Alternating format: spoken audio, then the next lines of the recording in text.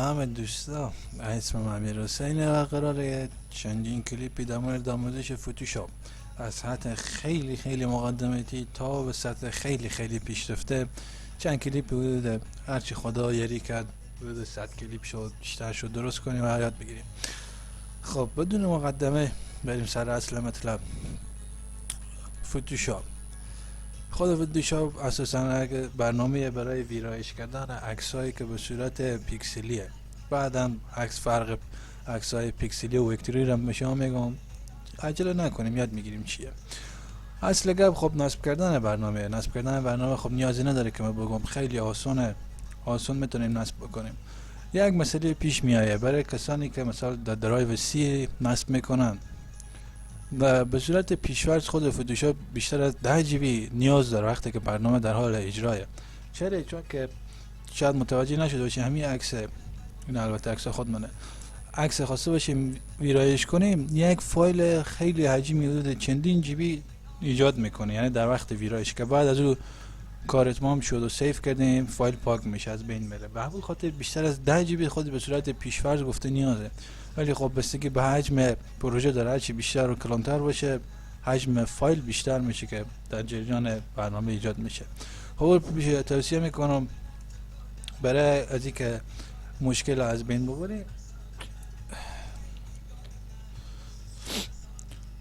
کنترل کا میزنین، کنترل کی فرق میکنه لحجه فهمی، کنترل کی که پنجره پرفرنسز وام میشه یا از ادیت پین پرفرنسز، حالا چون که بازه اینجا نمیاره.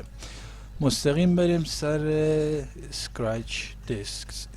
اینجا نوشته اسکرچ دیسک پیش‌فرض از من درایو سیه، یعنی به صورت پیش‌فرض همون فایلایی که گفتم در درایو سی تشکیل میده و بعد از اینکه پروژه تمام شد و سیف شد، یعنی از حالت اجرایی درآمد پاک میکنه. و کسانی که خب بغیر حجم نمیتونم آزاد نگه دارم دو درایو دیگه خورم که تیک بزنیم. وقتی که درایو سی حجم پر شد انتقال میده به درایو دیگه و در حین اجرای کار هی پیام یا ایرور نمیاره، چون که اگه فایل کم باشه حجم ایرور میاره که scratch disks are full and you cannot go on و اجازه نمیده که شما پیشرفت ببریم برنامه. خب این توصیه میکنم که دو تا گزینه هر درایو که بیشتر هستن رو تیک بزنید که بشه در حین اجرای کار مشکل ساز نشه. خب بعد از اینکه برنامه نصب کردیم این کاری که گفتم اجرا کردیم برنامه رو میکنیم. خب این حالت اصلی صفحه هوم، نوشته صفحه هوم فتوشاپ. فتوشاپ فعلا که استفاده میکنم 2019 ولی تا 2021 و فعلا موجوده، فعلا هم سال 2021 و برنامه 2021 موجوده. خب صفحه اصلی باشیم بالا تولبار ابزارهایی که داریم، منوهایی که داریم، خب الان اینجا هیچ استفاده نمیشه تا یک پروژه وا کنیم و از اونها استفاده کنیم. این دو تا گزینه‌ای که اینجا علامت ارشیوی نشون دادن پروژه هایی که قبلا اینجا باز شده، اینا پروژه هایی که من قبلا روی از اینا کار کردم. لاست اوپن داریم از لحاظ اسم ترتیب اینا، آخرین پروژه که باز کردم 8 دقیقه پیش بوده، 14 روز پیش بوده و به ترتیب. لاست اوپن سایز حجم فایلی که بوده بستگی بزرگ داره، از لحاظ کایند چی فرق میکنه، دو عکس چی بوده. این لاست اوپن چیزی که من ترجیح میدم استفاده کنم. این دو تا گزینه اینجا روش چیدمان عکسای، چون که خب اینجا پیش‌فرض نشون میده که چی عکسایی، اگه یک زمانی نخواسته باشین اینجا پیش‌فرض باشه از این روش استفاده میکنیم. حجم فایل ها دقیق تره، فرمت اینا دقیق تره. فتوشاپ نوشته منظوری .ps فتوشاپ چون که حالت پیش‌فرض حالت برنامه‌ای که شما سیو میکنیم. خروجی فتوشاپ چندین خروجی داره و در جریان برنامه میگم. عکس میتونیم سیو کنیم به صورت جی پی جی و پی ان جی و اکثر تی آی اف و دیگه فرمت ها، ولی خب میتونیم به صورت خود فایل یک فتوشاپ سیو کنیم. یک جی پی جی باشه یک سیو بکنیم، سیو از برای دسکتاپ قرار ذخیره کنیم. روی دسکتاپ جی پی جی حالت پیش‌فرض کنیم به صورت عکس ذخیره شه. پی اس تی فتوشاپ، پی فوتو اس شاپ دی داکیومنت. وقتی که در این حالت سیو کنیم میتونیم بعد از اینکه برنامه خب بسته کردیم، کامپیوتر خاموش کردیم، روز بعدی بیم ادامه پروژه انجام بدیم. مثل پروژه‌ای که اینجا پلین نوشته باشه باز کنم ما روی سیو کنه اوپن باشه بکنم. اوپن من پروژه پی اس تیه یعنی میتونم در بالای از این اجراعات دیگه هم انجام بدم. اگه این گونه نباشه، اگه عکس خلاص نشده بوده، نیم کاله مونده بوده، یعنی ناتمام مونده بوده، عکس نهایی از این دارم، عکس نهایی از این که تمام شده بوده و کل کارا بالای انجام شده و هیچ مشکل نداره. خلاصه که یعنی به این حالته. انا لگی حالت دات جی پی جی حجم فایل خیلی زیاده، کمی طول میکشه، خیلی عکس با کیفیته. این پروژه نهاییه. این مدل کارهای تخیلی میتونید که داخل ذهن خوب ایجاد بکنیم، به اسم فوتو مانیپولیشن میگن، که در جریان پروژه های عملی که قراره بگم یاد میگیریم و میفهمیم. اون حالت پی اس تی بود، یعنی میتونستیم درباره بالای از دوباره تغییرات اجرا کنیم با همون اختیاراتی که قبلا داشتیم. مثلا یک عکس دیگه که اگه باز کنم اختیارات نداریم دیگه، اختیارات ما از بین رفته. خب بود خود شما متوجه میشین و میفهمید. خب اینجا دو تا گزینه داریم، اگه create new یعنی ایجاد کردن فایل جدید و اوپن یا میتونیم یک عکس باز کنیم یا میتونیم یک فایل پی سی که قبلا ذخیره کرده بودیم باز کنیم. خب اوپن که چیز زیاده در مورد سخن گفتن یا بحث کردن نداره، بریم سر create new. بستگی به سرعت کامپیوتر داره که چه سرعتی صفحه پنجره باز میشه. صبر میکنیم تا بیایم. اینجا هست ریسند یعنی چی؟ یعنی آخرین تنظیماتی که اینجا استفاده کرده بودیم، اندازه صفحه استفاده کرده بودیم. یعنی مثلا یک عکسی که مایم چند در چند باشه، رزولوشن یا اینجا به صورت پیش‌فرض اون نشون میده. سیو گاسته مثلا چیزایی که سیو کرده بودیم، یک فرمتی به خود یا کردیم، مثلا 920 در 1080 بوده، رزولوشن هم بوده 300 دی پی آی. رو سیو کردن که یعنی هر دفعه میایم داخل برنامه مستقیم کلیک کنیم رو از او اجرا بشه. فوتو برای کارهای عکس و کار دیگه، فیلم و ویدیو برای ساخت فیلم و ویدیو نیه، یعنی ما بتونیم فیلم و ویدیو از ایجاد بکنیم. اینجا فرمت های هست ولی اینها بازم عکس ایجاد میکنیم به رزولوشن HD 1080p و 272 ppi. اینا برای استفاده در برنامه پریمیر و افتر افکت از این فرمت استفاده میشه، چون که وقتی که به داخل برنامه افتر افکت بردیم بتونیم دوباره برای دستکاری بکنیم. خب حالت پیش‌فرض اینجا کاستومه، چون کاستومه اینجا میتونیم خود ما اینا رو عوض کنیم. پرسنتایز دیتیلز نشه، اسم فایلی که ما قراره ایجاد بکنیم، فرض مثلا فرست بنویسیم که اولین باشه. ویت ارزی از طرف چپ براش کلا طرف افقی ویت ارز میگم. مثلا ما میزنیم نمره 20 داشت، نمره 20 یعنی ارز عکس ما نمره 20 باشه. پیکسل اینچ سانتی متر میلیمتر پوینت پیک است. خب به صورت پیش‌فرض همه از پیکسل استفاده میکنن، چون که به ذهن بیشتر پیکسل تداعی میشه، چون که بیشتر آدم به پیکسل میفهمه، ولی به اینچ نمیفهمه. 6.4 اینچ چی رزولوشنه کسی دقیق نمیفهمه، با خود از اینچ از پیکسل به صورت پیش‌فرض استفاده میکنن. نمره 20 1080 اینجا چون که میتونیم به صورت پیش‌فرض هر چی دل ما خواست میتونیم ایجاد بکنیم و خود به صورت پیش‌فرض خود ننوشت. اورینتیشن حالت افقی باشه، عکس یا عمودی باشه. وقتی که حالت اورینتیشن میزنم یعنی حالت افقی میبینیم ارز رو نمره 20 میشه، ارز بیشتر میشه و حالت افقی میگیره. وقتی حالت عمودی میزنیم طول بیشتر میشه، ارز کمتر میشه، حالت افقی میگیره. آرت بود برای در جریان درس بگم و کلیپ ها بگم بهتره، چون که حالا شاید متوجه نشید. فرضاً یک پنجره مثل ازی به خود ایجاد کردیم داخل برنامه، یک آرت بورد دیگه ایجاد میکنیم. آرت بورد دیگه یک پنجره دیگه کنار ازی برای مثلا کارهای درافت یا چتنلوی استفاده میکنیم که به درد ما بخوره. چیز خوبه. رزولوشن 300 چیه باشه؟ یک رقم بگم که فهمیده شه.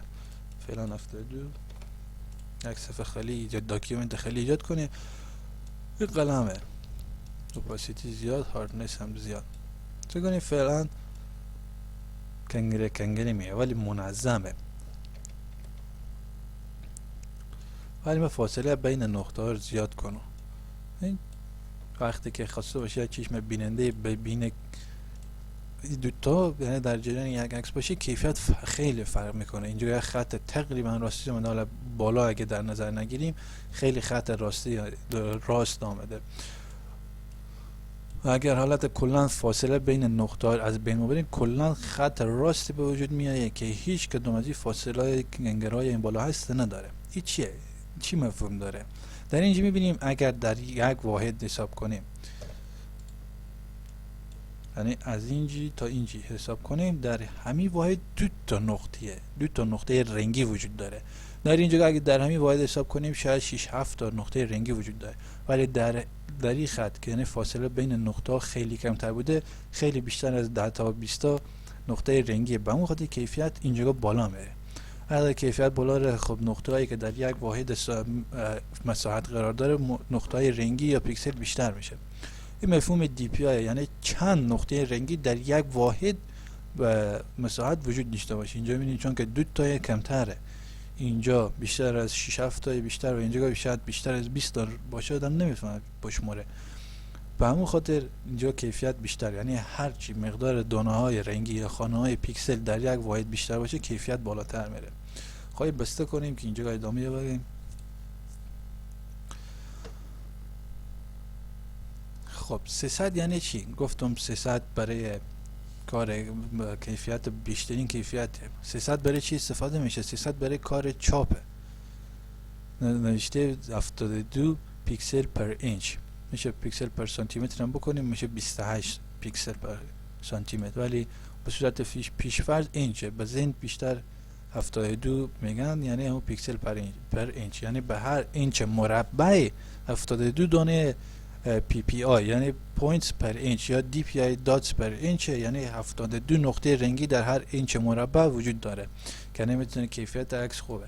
در کارهای ویدیویی منظور به دیجیتال، یعنی در تلویزیون باشه، مانیتور باشه، کاری که دیجیتالیه و دوربین باشه، هر چیزی که باشه، یعنی با مانیتور صفحه LED نشان داده میشه. 72 به صورت پیشفرض خیلی کیفیت بالاییه و نیازی بیشتر از این نداریم.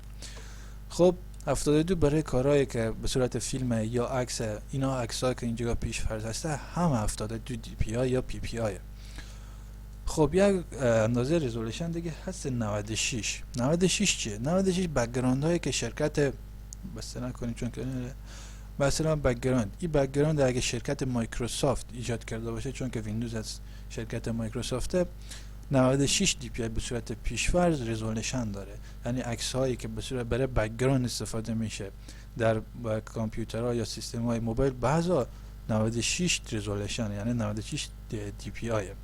یک معیار دیگه هم هست 150. 150 برای چی استفاده میشه؟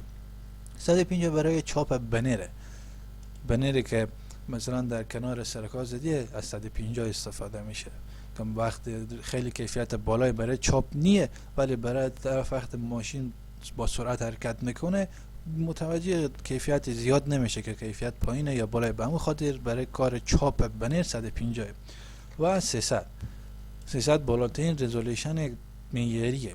300 برای کار چاپ استفاده میشه، رزولوشن کار چاپه. ولی عکسای خیلی با کیفیت هست. یک عکسی بود دیده بودم 20000 ارزی و در 11000 پیکسل بود، 300 DPI بود، به قیمت $300 فروخته میشد. چند هزار نفر هم عکس خیلی بود. عکس یک کوی بود، عکس هنری هم نبود، ولی عکس با کیفیت بود، در پروژه های بزرگ استفاده میشه. 300 برای کار چاپه. و کالر مود. RGB چیه؟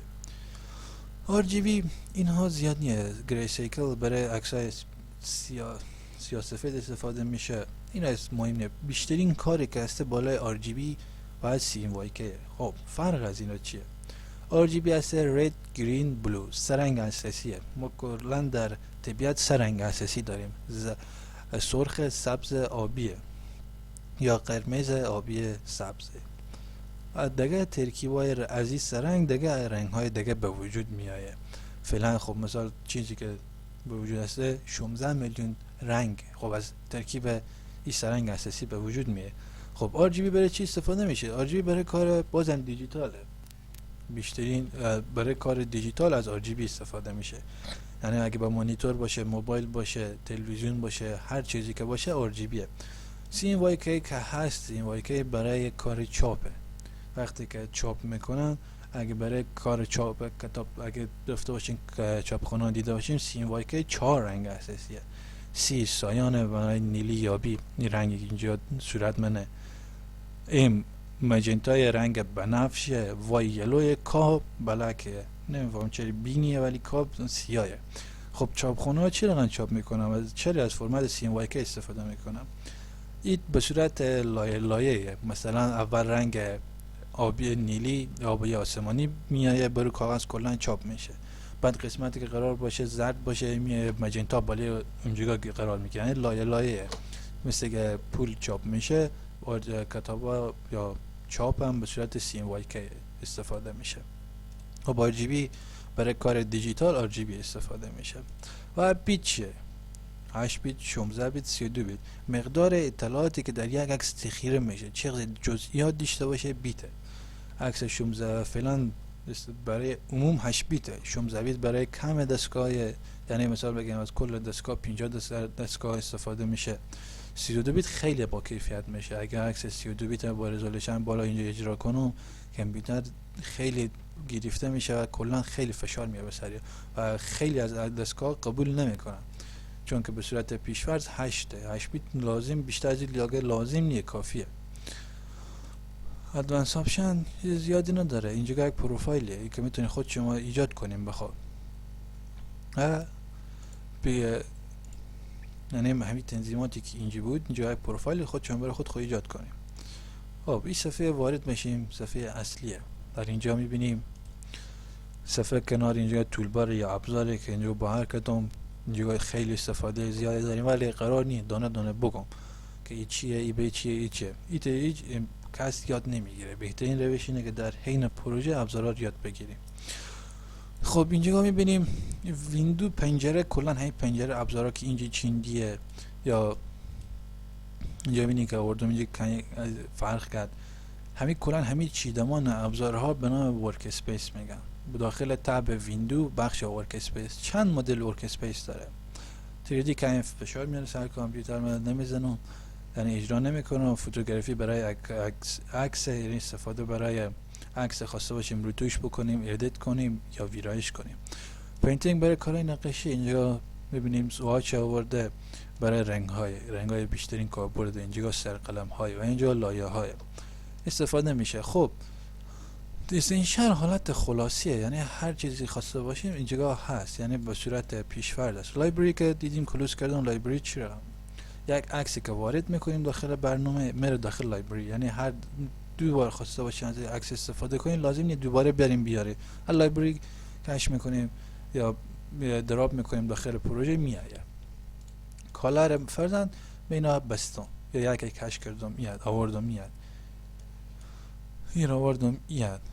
هیستوری چیه؟ کارهایی که انجام دادن. کنترل زد تا یک اندازه که انجام میده. قبل از اون که یعنی خواسته باشی بیشتر خواسته باشی از هیستوری استفاده میشه که چی کارهای انجام شد. چنلز، ترکیب رنگ‌ها RGB. پد چیزی که با قلم به صورت ویکتوری کشیده میشه. باز اینا در جریان میفهمیم. خب میبینیم من ترکیب به هم زدم، هیچ چیز سر جا خود نیست، شاید آزاردهنده باشه ولی خیلی آسون میریم داخل تب ویندو ورک اسپیس و ریست اسنشیال میده، هر چیز دوباره سر جا خود میره. لرن درباره بخش آنلاینه، یعنی آموزش به صورت خود برنامه شرکت ادوب گذاشته. خب مثلا من دوست ندارم واچ اینجا باشه، اصلا وجود داشته باشه. کالرز نیازی نیست، چون که از این تب میتونم کلا به کالرز دسترسی پیدا کنم. پروپرتیز نیازه ولی نمام اینجا باشه. ادجستمنت چیزی نیست که نیاز داشتن. تمام گزینه‌ای که اینجا هست از اینجا دوباره میشه آورد. اینم دوست ندارم، اینم بسته میکنم اصلا نمام باشه. ولی ستاپ اساسی نیاز داریم. چنل خب زیاد مورد استفاده نیه برای کارا، ولی پت هم همینجور، ولی لایر باید باشه. خب این بسته میکنم، اینم میبندم. خب این چیز دلخواه منه، ما همین باشه. همیشه میریم داخل ویندو ورک اسپیس، نیو ورک اسپیس، به هر اسمی که خواسته باشیم ذخیره میکنیم. فرضاً امیر ذخیره کردیم، در تایپ ویندو ورک اسپیس امیر آمد. میزنیم مثلا بالا حالت موشن، یعنی بالا حالت گرافیکی فیلم های کوتاه یا تایملاین یا فریم به فریم اجرا کنیم. بریم تایپ ویندو دوباره ورک اسپیس، پس دوباره امیر میزنیم، پس چیزی که خود دلخواه خود تیار کردم دوباره میآید. خب این در مورد اولین کلیپی بود که در مورد آشنایی با برنامه بود، چی اجرا میشه، چی رقم هست، که مفهومش فهمیدیم که چی هست و چی کار رو انجام میشه. خب در کلیپ های بعدی آموزش های بیشتری گذاشته پست میکنم در یوتیوب به پروژه های عملی. قصد ندارم بیام فرضاً موقعی ابزار موو با این میتونیم یک قسمتی از یک عکس یا یک شاید جابجا کنیم. این به درد نمیخوره مدل روش. اینا اول شاید بگم ادجستمنت، چرا هم دو تا لایر با هم ادجست کنیم یا معیار بسازیم. در جریان پروژه بفهمیم بهتره. خب کلیپ اول بیشتر از طول نمیدونم، در کلیپ دوم میریم سر پروژه های عملی که بیشتر بفهمیم. خب خدا شما رو به خدا پاک و مهربان میسپارم تا کلیپ بعدی. خداحافظ.